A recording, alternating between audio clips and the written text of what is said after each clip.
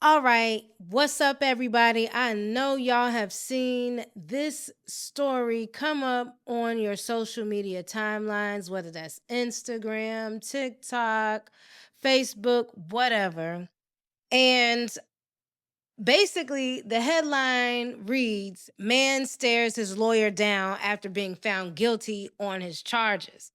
Now, I've watched this video a couple of times and I was like, yo, how can this man be mad at his attorney after I heard the charges that the judge was spitting at this guy?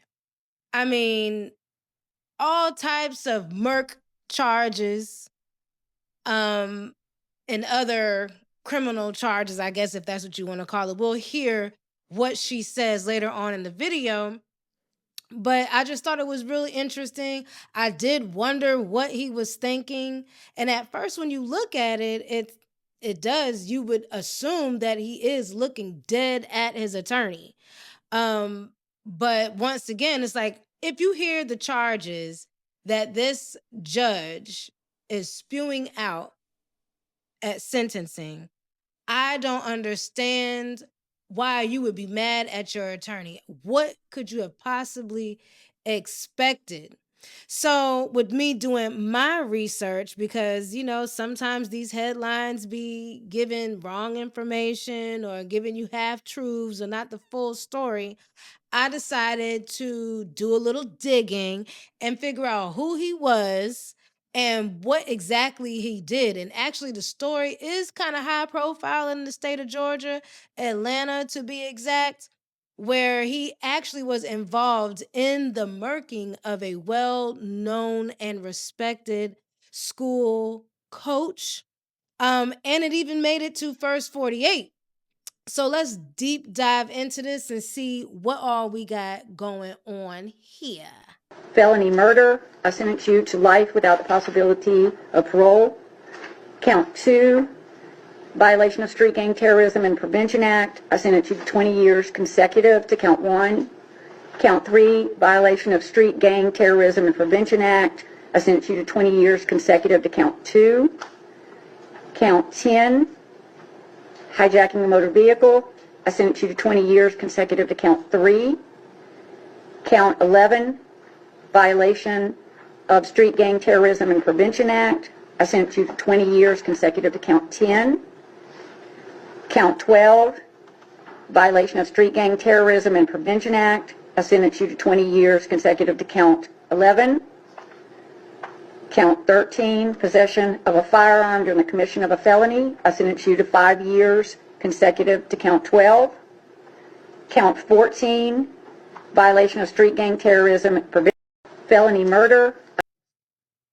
So, 20-year-old Josiah Hughley was charged and convicted of felony murder of a 29-year-old beloved football coach and father, Bradly Coleman.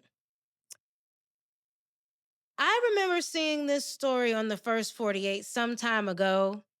And although I love crime docs, I was unable to locate this episode on the First 48 because, the First 48 has, I don't know, 200, 300 seasons with 60 episodes each season. So to thumb through my on demand and try to find how they titled this episode was no way possible. So I'm just giving you a quick rundown of the story briefly before I give you the actual facts. Bradly Coleman went to the local gas station to pump some air in his tire.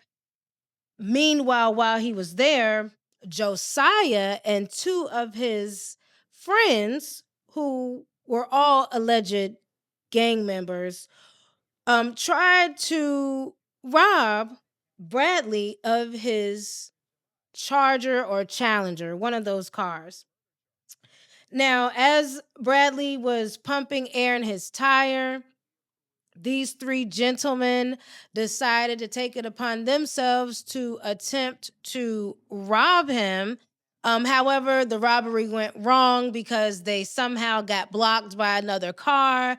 Bradly put up a fight, and subsequently, Bradly was wounded, injured, and succumbed to his injury behind the robbery. So that is what's actually caught. That was basically the storyline of this man getting charged and convicted. Here we go. Coming into the newsroom, police making a third arrest in the murder of a local father and football coach. This is our very first look at the mugshot of 20-year-old Josiah Hughley. He is the third and final suspect arrested in the death of 29-year-old Bradly Coleman. Now, Coleman lost his life back in July during an attempted carjacking in Gwinnett County. Police said that he was gunned down while pumping air in his tires at a Quick Trip in Peachtree Corners. Now, Coleman was a father, son, business owner, and former football coach at Peachtree Ridge High School. The three suspects now in custody are all charged with felony murder.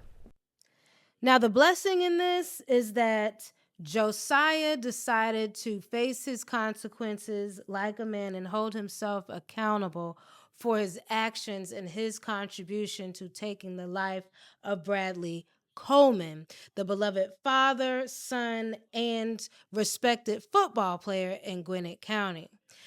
Now, I don't know about the other three suspects, but what I'm getting ready to play now is the prosecution's opening statement to put everything together as to what took place and the video of what got them caught up. Bradly Coleman, 29 years old, just turned 30. He was a teacher. He was a coach. He was a beloved friend. He was a father of a beautiful 4-year-old girl. And he's the son, Mr. and Mrs. Coleman, who are sitting right here. July 10th, 2022, the last face that he saw was his. The last thing that he felt was a bullet. Went through bone, brain, came out of his neck. The last breath that he took, choking on his own blood. Why?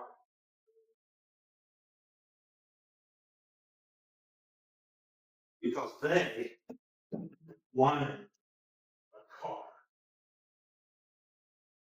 July 10, 2022, just a little bit past noon, at the QT gas station in Peachtree Corners. Mr. Coleman took his Dodge Charger, pulled up to put air in his tire. The defendants, who were gang members, backed in right beside him. While Mr. Coleman was down by his rear tire putting it in, this man, Josiah Hughley, got out of the car and went into Mr. Coleman's car. What he didn't know was that another car had pulled up right behind him in order to put air in his car. Josiah backed out, he hit that car. That gave Mr. Coleman time to get up, open the passenger side, and grab Mr. Hughley. Mr. Hughley dragged him out of the car, and during the struggle, put a gun to his head, shot and killed Bradly Coleman. While that was going on, this man, David Booker, jumped out of the other car that brought them there, came up with a gun to provide support. When the gunshot went down, they fled in the car driven by this man, Mr. Collins. Here's what it looks like.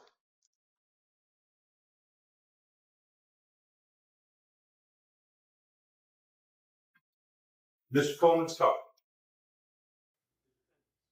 Now, this is the part that I remember seeing on First 48. This is why it's so memorable to me, even though it was so long ago. I remember them showing the live footage of what actually took place on surveillance camera at the Quick Trip.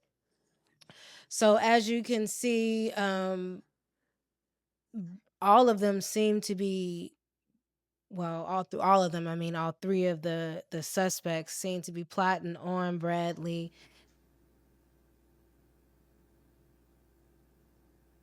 As you can see, you have that black SUV that's kind of pulling up.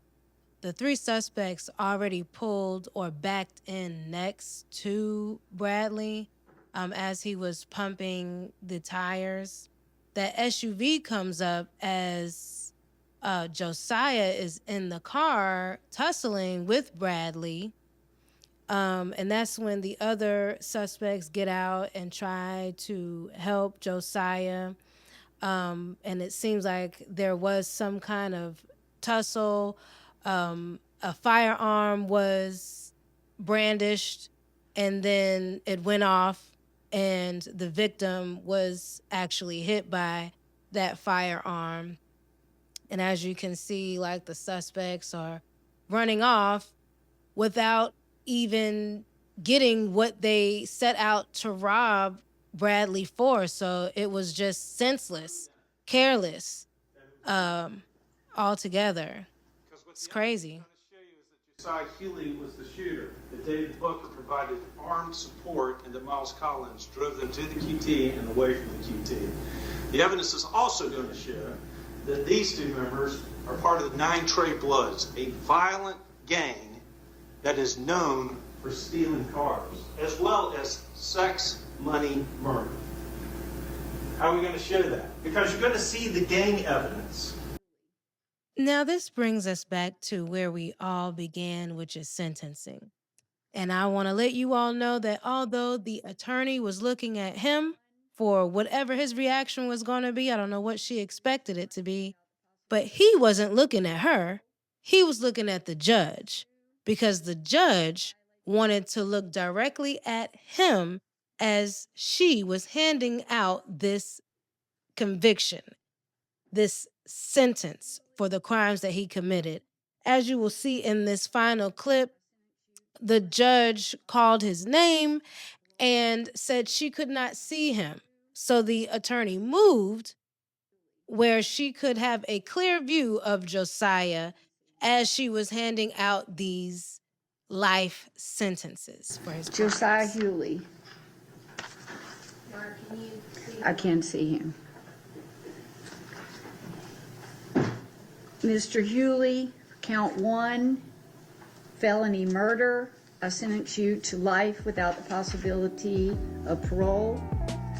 Count 2. All right, y'all. Thank you so much for stopping by and checking out my content. I hope you enjoyed it, and I hope you come back, like, comment, and subscribe.